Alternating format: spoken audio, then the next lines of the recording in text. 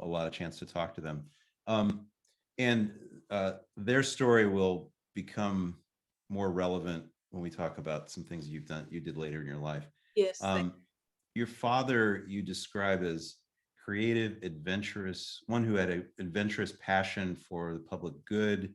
He had a law degree. He also was in the building construction business or uh, real estate development business. And I thought this was a line that's very ripe for some explanation. He taught me by his example to work for something larger than myself. Discuss. Indeed. Yeah, it was a challenge always in our family, particularly from my father, who was a powerful, powerful personality, both good and bad in different ways. But it was always that whatever path you chose to follow, it should be that others should in some way benefit. Not just that you should get all of the strawberry shortcake at the end of dessert, but at the end of a meal, but that you should somehow be highly aware of the position of other people in the world, not just your own family and your neighbors and friends, but even beyond. So all of his, I like to say, adventures, which is a positive word, I think, were based on what he experienced around him and how he responded to it. An example that I think I told Jeff is that during the Second World War, we lived in Blackstone, Virginia, about 50 miles south of Richmond, where David Cooper is from. And at that time, there was a military base, Camp Pickett, which was closed by Clinton about 25 years ago. But the soldiers, when they had rest and recreation time, they didn't have anything to do. There were no fast food places or really no place for them to go. So my father had the idea of building a bowling alley so that they would have some, recreation with a short order, grill in the front, hot dogs and hamburgers. It was a dry county, so there was no beer, no wine, no liquor of any sort. So it wasn't that he just opened a bowling alley, but he had a purpose behind what he was doing. And he did that for a few years, convinced his brother Jack. I think Jack's daughter, Mona, and son, Alan, are on this call. And their family and our family were, as far as I know, the only two families in Blackstone. Only two Jewish families. Only two Jewish families, Right. sorry. Yeah, my daughter, Meryl, who lives in Virginia Beach, and I went to Blackstone about 6 years ago now. It's still a very small little southern town, but many wonderful memories of my time there. And during the war, your father's work took you all to Norfolk, where you spent most of the rest of your life. But Right. what was he doing there? So at the end of the war, and Jeff asked me about when this happened, and I'm not completely sure, but I'm going to guess it was somewhere around January of 45, when people sort of knew the war was winding down. And there was a policy at the time that men who were married and had children and were within 6 months of their 38th birthday could be exempt from the draft if they were working in what was then called covered industry. Well, running a bowling alley was not covered industry. So my father went to Norfolk to paint ships in the Norfolk Naval Shipyard, which is located in Portsmouth. And by doing so, he avoided being drafted in the last months of the war. I think we remained in Blackstone until June, because my late brother and I had already started public school there and waited until the end of the semester to move to Norfolk. And so Norfolk has been home really ever since. Yeah, and let's talk about your mother too. You described her as the emotional and economic backbone of the family. Describe what you mean by that. Thank you, Jeff. Yeah, my father was adventuresome and very creative and frequently got himself in some very tight fixes. resulting to some extent in emotional and mental challenges on his part. My mother worked with him wherever he was, in the bowling alley in Blackstone, in various endeavors in Norfolk and area, and particularly in his real estate office that he opened in the 50s. And then subsequently, she became a real estate salesperson herself, and quite a good one, a member of the $1 Million Roundtable in 1970, which $1 million then was a little different than what $1 million is today. But she really held the family together emotionally and financially. When I was writing that bio and Lauren did some editing, and of course she knew both of those, they were her grandparents, my parents, and we got to the sentences about my mother, and Lauren said, you don't have to ever question about grandma because she did it all. And indeed, she did do it all. She was the model of, yes, you can pat your head and rub your tummy and dance at the same time. Right. So you're growing up in Norfolk, and you went to school there. You said that I think you went to public schools there. There was very much sort of a very noticeable separation between the Jewish students and the non-Jewish students. Talk a little bit about that environment and what that was like. Right. Well, even though we always knew we were Jewish and we celebrated Passover, frequently went to visit relatives in New York for that. And we also observed the high holidays, but we did not do very much beyond that. We did not keep a kosher home. We did not observe Shabbat that I can recall. But by the time I was a teenager and I went to Granby High School, there were social activities that were sort of outside of the school classroom.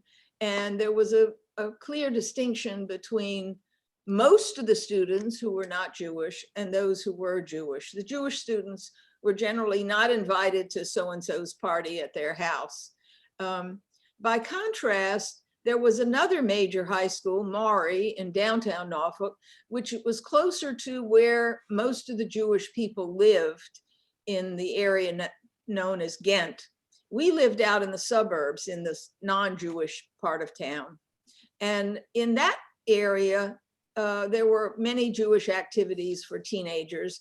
And subsequently, I did become involved through BBYO and various other Jewish organizations with other teenagers who were Jewish.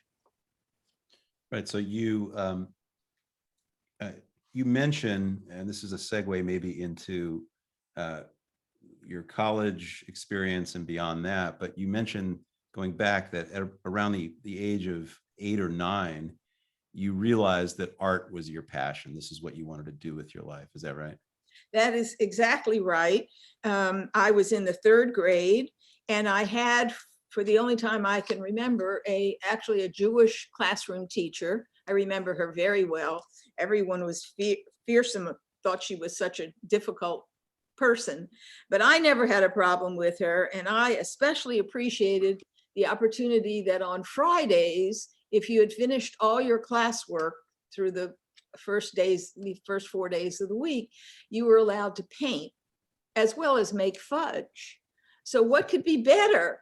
I mean, I was the first in line for both, to do painting and to make fudge.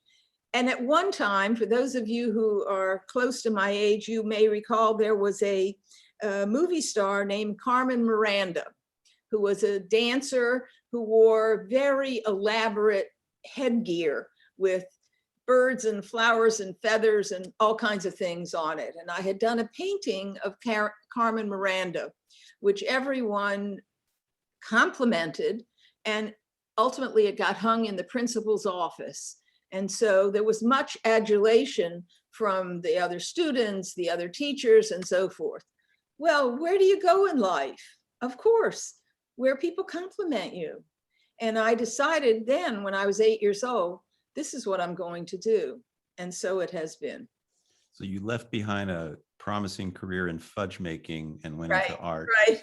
And you went to college. You ended up actually going to 3 different colleges, Correct. and finally you finished up, I believe, at not at Syracuse, but at what is now uh, Old sorry, Dominion.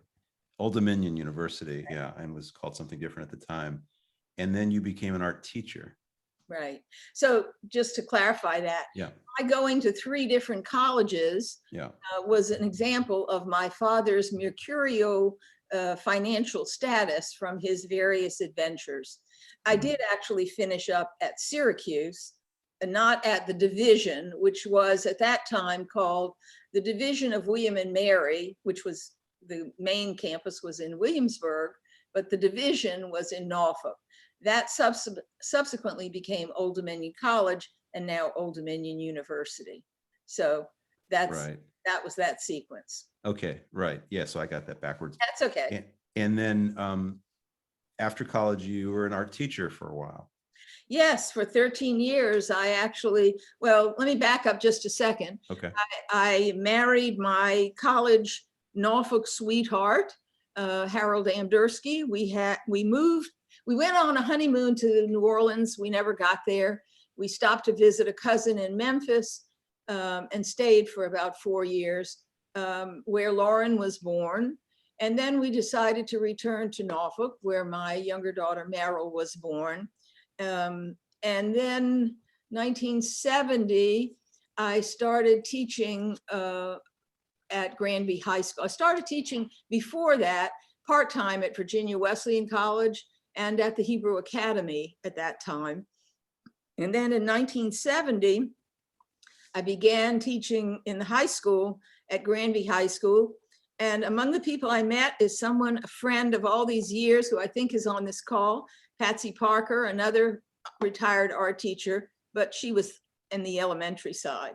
I taught at Granby from 1970 to 1983 and left that teaching in the classroom when a student brought a gun to my classroom.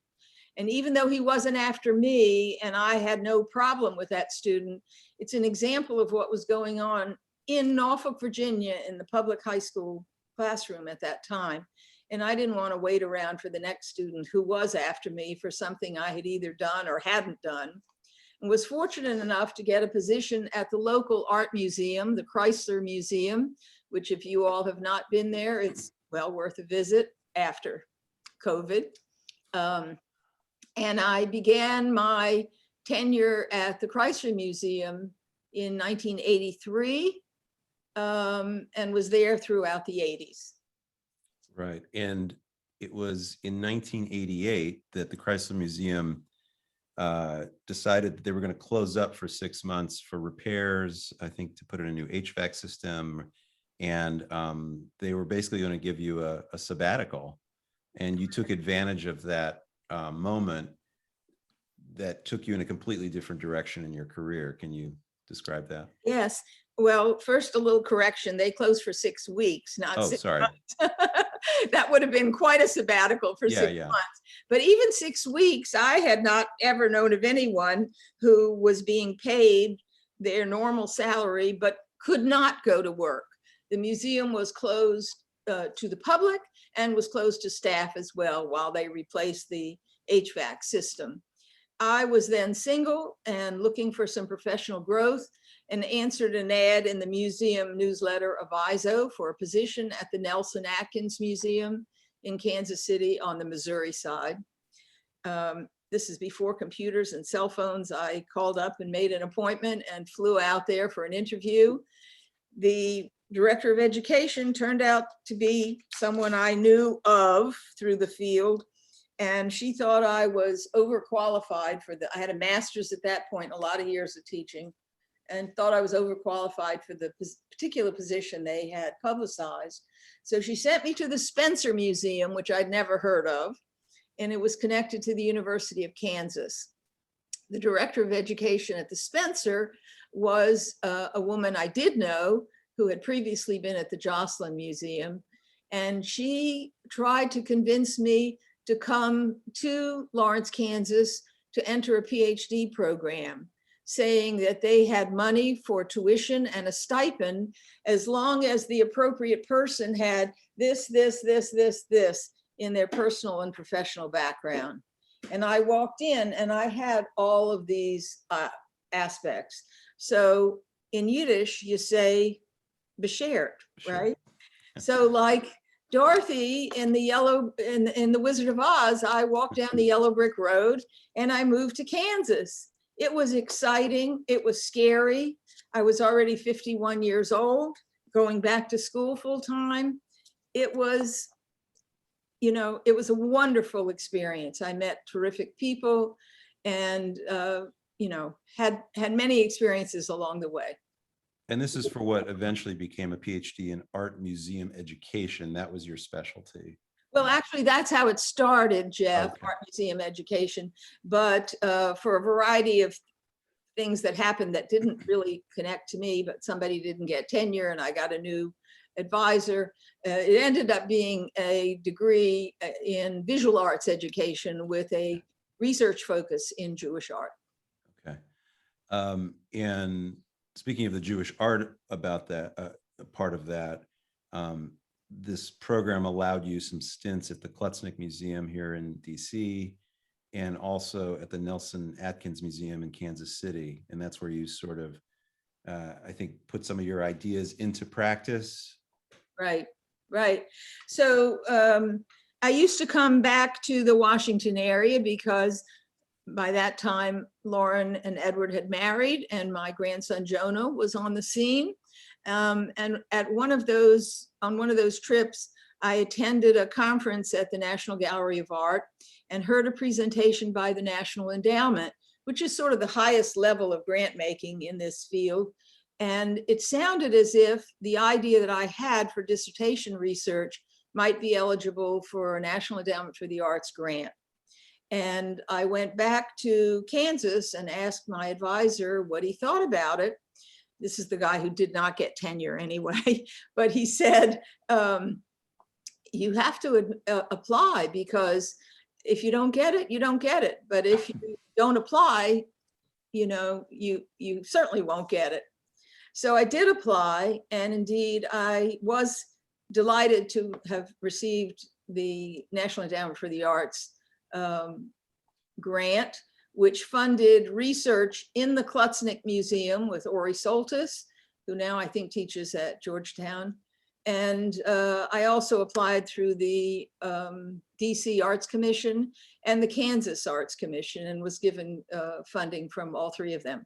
So I spent 3 years in Washington and in Kansas running the same or similar project for public school or for any teacher, but certainly public school teachers, to get credit to learn about art making in terms of looking at Jewish art objects. So they look at not only what the object is and how it was made, but within the context of the Jewish world.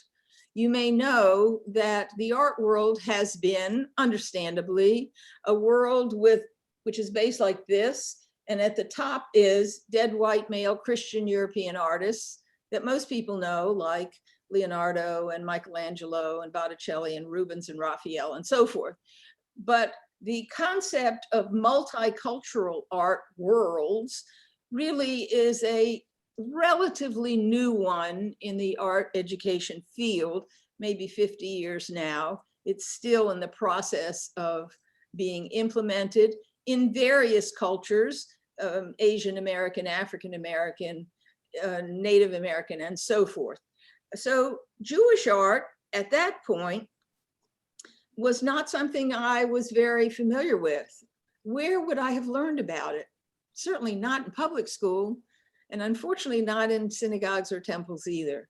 So the man who had this idea is not Jewish, Graham Chalmers at the University of British Columbia in Vancouver, but it was and continues to be a somewhat novel idea, and one that we have found now, the result of my dissertation research, effective and important.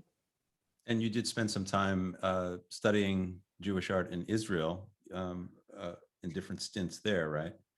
Yes, well, as it turned out, you know how one door opens and one door closes and another door opens.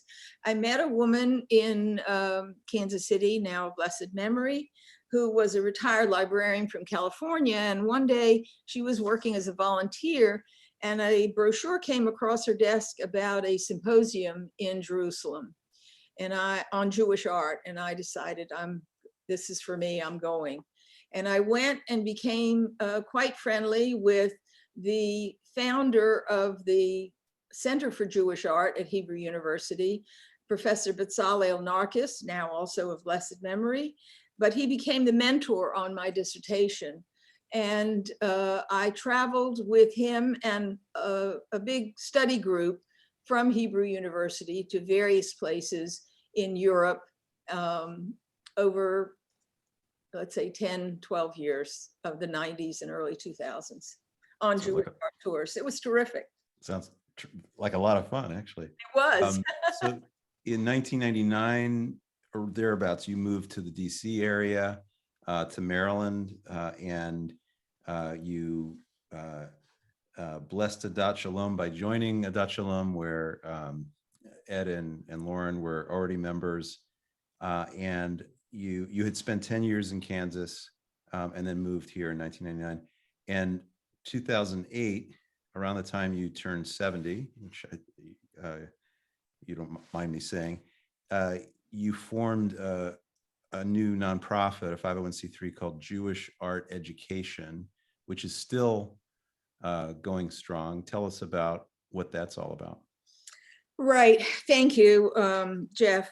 Well, as I met people at Adat Shalom, I have to sort of give a shout out to Bob Barkin, who has been the executive director of the JAE Corporation ever since it was formed in 2008, along with Susan Kimmel, who helped us establish that 501c3 credentials, and others. And basically what happened is I was giving programs in the early 2000s using, some of you may recall, slides and carousel projectors. But then when computers and PowerPoint came into existence, I sort of transferred into that high-tech approach. And now we have over 50 programs available on various aspects of Jewish art. Bob continues as the executive director. I do the research and writing, and we have a woman, Nancy Kotz, currently who does presenting. We did have an Adat Shalom member, Jody Shapiro, who did that for some presenting for some years as well. So that's how that has sort of culminated. We do have a website. You make those presentations available to others to use for their own Jewish art education? Actually, no. I mean, Okay. they could, of course, but we do not do it for free. We charge a fee, and before COVID, we were going into primarily synagogues and senior facilities, independent and assisted living facilities. Now we do them all by Zoom. And because they're by Zoom, they're now across the country. Yeah. So that almost opened things up for you, it sounds like. Yes, it did. I love Zoom. One of the silver linings. About 3 years ago, not very long ago, you took a trip to Poland, and to an International Genealogy Society conference, which you said was really interesting and a lot of fun. And while you were there, and here we're going to link back to what you mentioned about your grandparents, or at least one of your grandparents lived in, I'll let you pronounce the name of the town, but you went to visit basically the hometown of one of your grandparents. And what happened when you went there? Right. So this is kind of a full circle. My paternal grandparents came from the area known as the Grodno Gubernia, or province. My grandfather came from the city of Grodno, but he had siblings, and my grandmother who came from somewhere in that area. When she left to come to the United States in 1905, with five living of her 6 children at that point. She left a town called Gunyons, like onions with a G, Gunyons. And my sister, who I think is on this call as well, lives in San Francisco, she and I went to visit Gunyons. Gunyons is a beautiful green little farming village, still quite small. Before the Second World War, it had 4,500 inhabitants. Now it has about 2,000. 2,500 were murdered. And we went with a wonderful guide, Witold Rosinski, who, sorry about that, who, somebody's at the door, but the door is open. She just doesn't know to open it, who took us to this cemetery. And it abuts the Catholic cemetery, which was in pristine condition. But this was completely overrun with weeds and brush and trees and bushes and so forth. And I was annoyed and horrified and angered and decided I was going to try to do something to change that. So that was in August of 2018. By June of 2019, slightly less than a year, we had established a Facebook group, a page on the website of Friends of Jewish Heritage in Poland, and a filmmaker in Białystok who made a documentary that premiered in Gunyons on June 14th, 2019, when 50 townspeople, led by Arik Studniarak, a local, historian, came to clean up the cemetery. None of them were Jewish. These are all Polish Catholics. They came, they cleaned up a section. It's a pretty big, about 3 acres cemetery. And we began what I am now totally committed to seeing move forward. We have done very little during the virus, but we now have a Polish representative and hope to get some more work done this summer. We do have the video, a couple of videos he made, the documentary, a video of the cleanup on June 14th, and a shortened version of the full-length documentary. So if anybody is interested in seeing that, it's all free, it's all available on YouTube. And you shouldn't hesitate to say that you're raising money for all this as well, right? Yes, Just in case anybody out there. Say that. I have been raising money, and very successfully. I think many people realize, as I did, you know, Gunyons was never in my radar screen until 2018.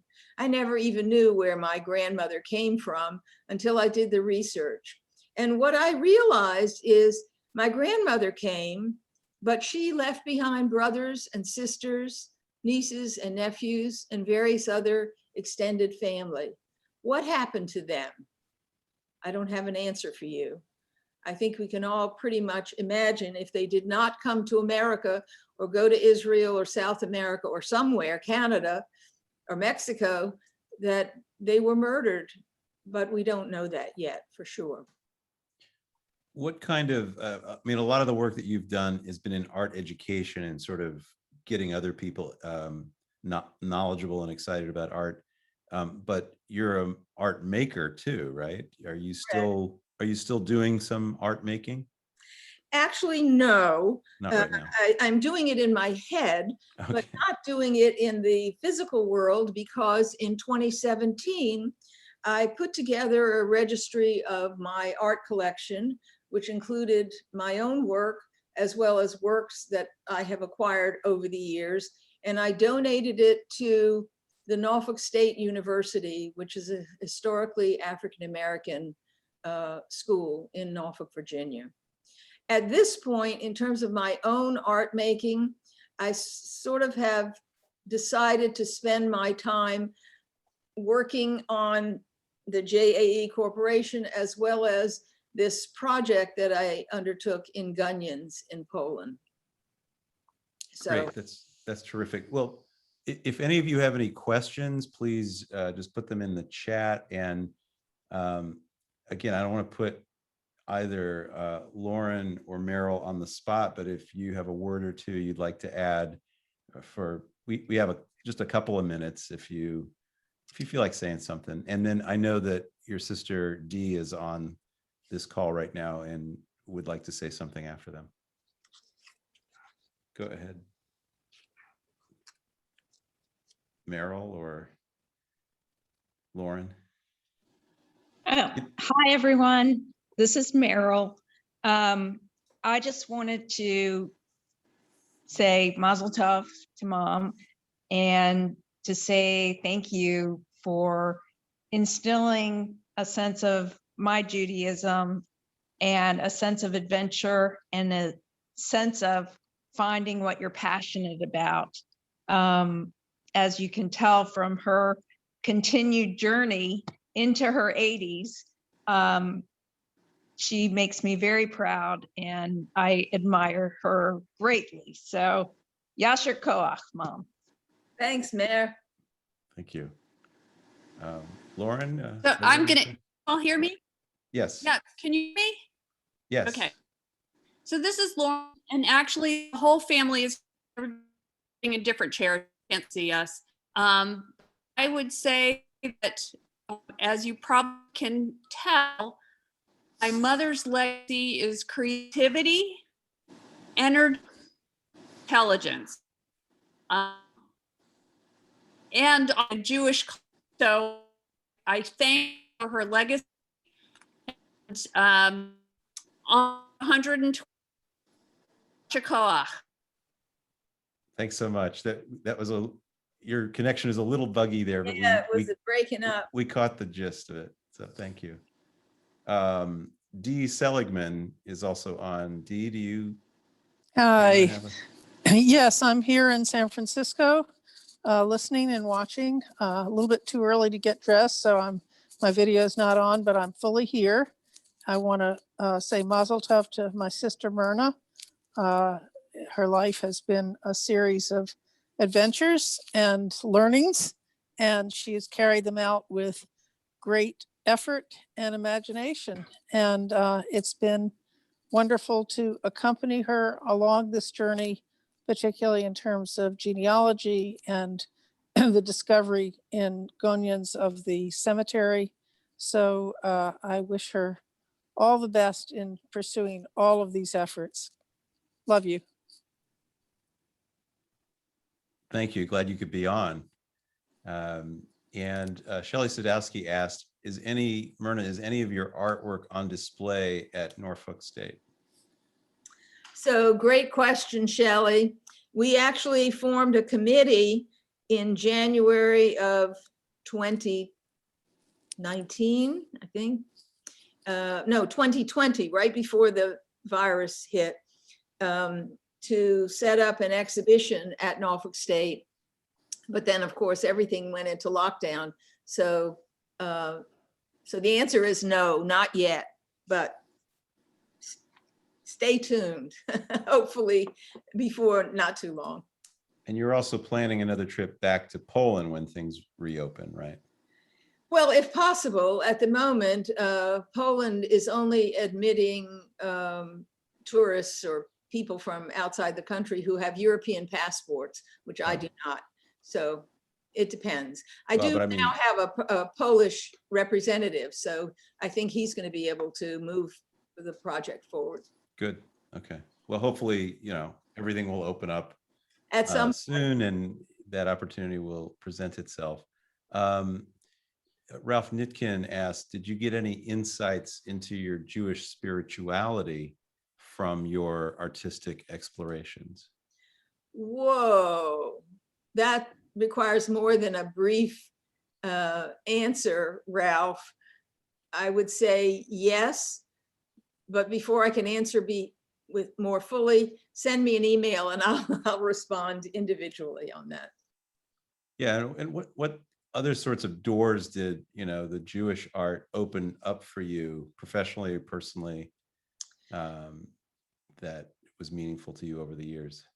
Well, as I think I said initially, I had very limited Jewish education as a child myself, even though I did have a kind of a bat mitzvah. although not on a Shabbat, in a very different setting. However, when I was raising my own children, I somehow had made a connection with Franz Rosenzweig, which some of you may know. I mean, not personally, but I made of his writing and his life, that he was about to convert to Christianity and decided that before he did so, he should learn a little more about the Jewish world.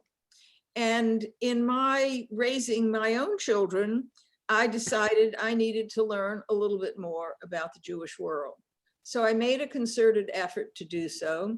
At that point, we were members of a Reform temple in Norfolk.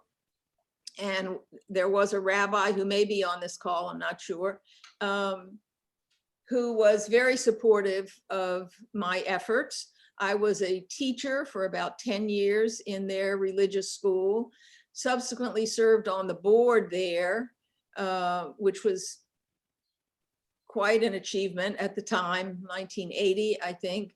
And then when I was single and working at the museum, I began a fairly heavy duty involvement as a valued volunteer at the Jewish Federation.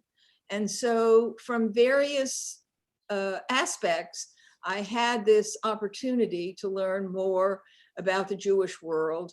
And especially when I connected with Sally Narkis in Jerusalem, and we traveled throughout Europe to various places, including Prague and Rhodes and Moldova, and I'm trying to think where else we went, Greece and Strasbourg and so forth, so on. So many places. Yeah. I wonder if you can just briefly, we don't have that much time, but I was struck by the story you told about the apartment complex that your father developed in the Norfolk area, mostly because he saw a need there for housing that would deal with the growing number of families who are coming to the area. Can you just briefly tell us about that? I thought it was interesting. Sure. Yeah, that was a very important part of my life, actually. Norfolk is the largest naval base in the world. And as you might imagine, many of the sailors are young guys who just finished high school, 18 years old, and perhaps they get married and begin to have a family. And in the late 50s, early 60s, my father became aware that there were no apartments available in the area that had 3 bedrooms. The only thing that was available at that time were 1 and 2 bedroom apartments. But if the naval personnel wanted a 3 bedroom apartment, it was just not to be had. So my dad, who had long been involved in construction and in housing and real estate, and his father was a carpenter, he actually liked building himself. He decided to build a project that would be primarily, not exclusively, but primarily three bedroom apartments. And he used only the best quality materials. And that apartment complex continues to exist, as my son-in-law Edward can attest, and is doing very well. So that's 58 years later. Good. Any last things that I'm going to ask you one more question after this, but any things that you feel like we didn't touch on that you'd just like people to know before we wind it up? Okay, I'm holding off on your last question because I have an Okay. answer to that one. Okay. Well, it's a two-parted response. One well, is, you want me to ask the question first? no, not to that. The answer. Oh, okay. first. Oh, go ahead. Go ahead. I want people to know that if you have any questions about anything, please feel free to send me an email and, give me a phone call or whatever. If you want to join our Gunyon's cemetery restoration Facebook group, I can tell you how to do that. It's a closed group as well. But I also want to thank Adat Shalom for giving me this really wonderful and exciting, actually thrilling opportunity, because although I know many people there, particularly by face or by name, there are also an equal number that I do not know.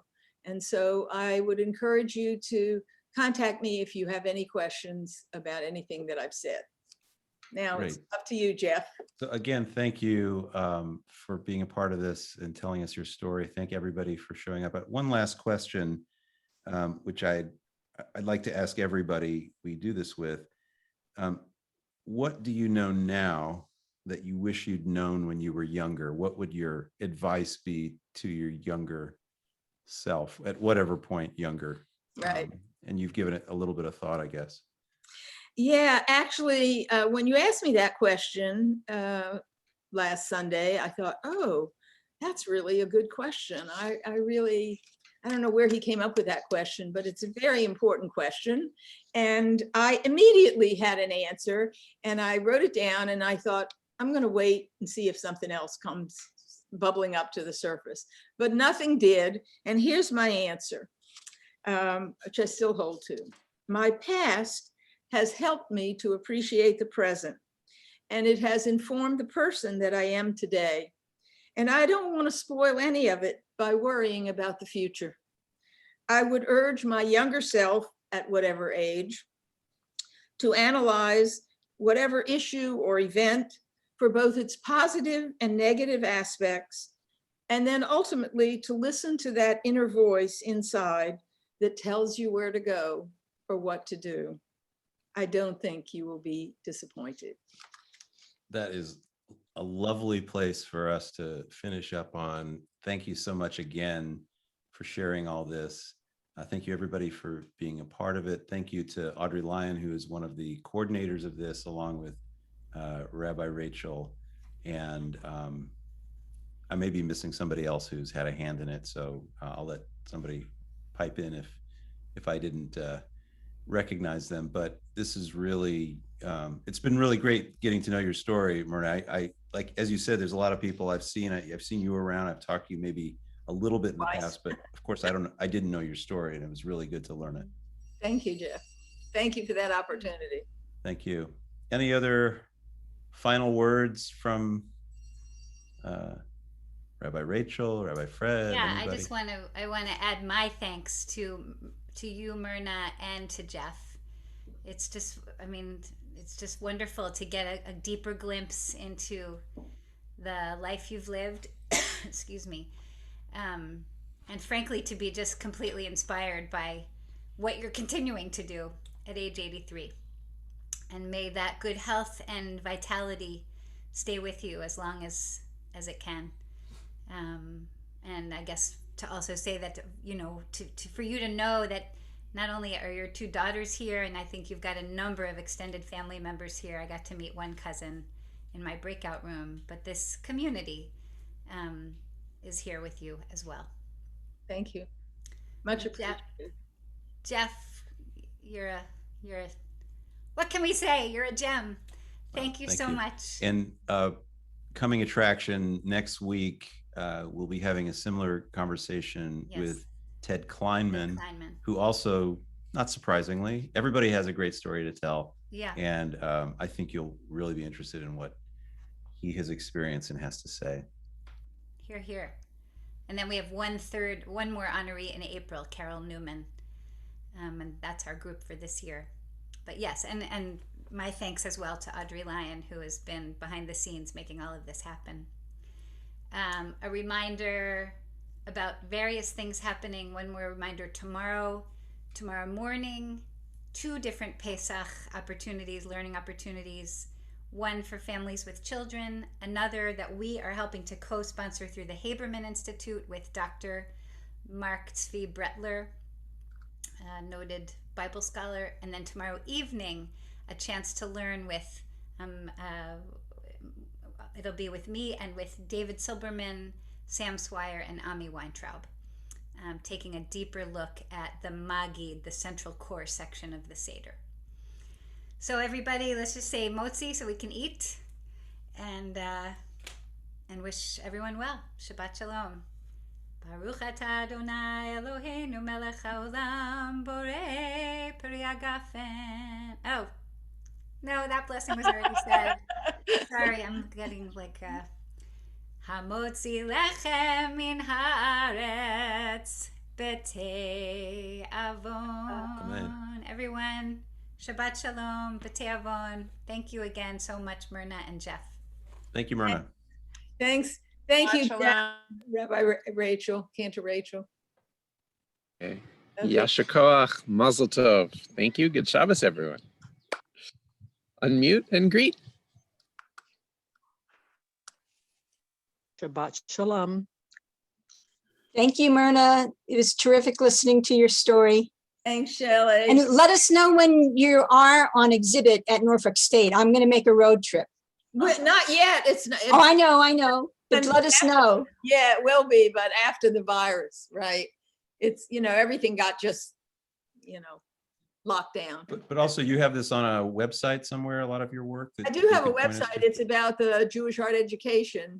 Okay, If you just Google my name, Myrna Teck, it should come up. okay.